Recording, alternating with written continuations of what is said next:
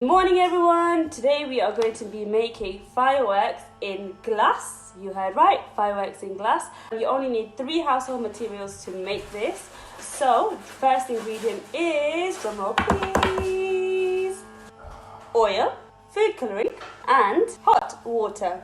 Okay, you also need a clear glass or a clear jar. I'm going to be using a clear glass.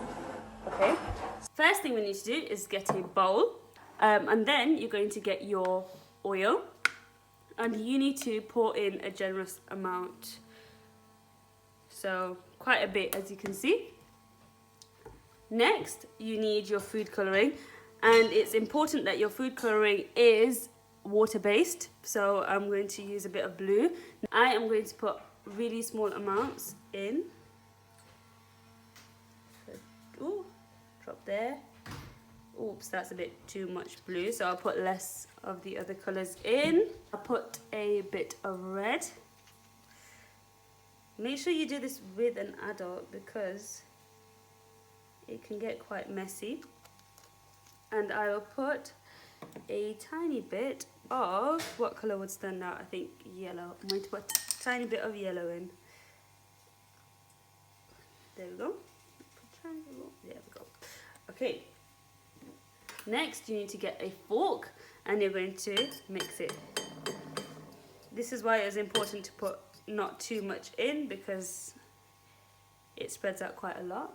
So you mixed it a little bit, and now we're going to get our water and we're going to pour it in. Okay. Now this is how it looks from the side angle. I'm just putting this board behind so you can see on a white background, you can see all the fireworks starting to form.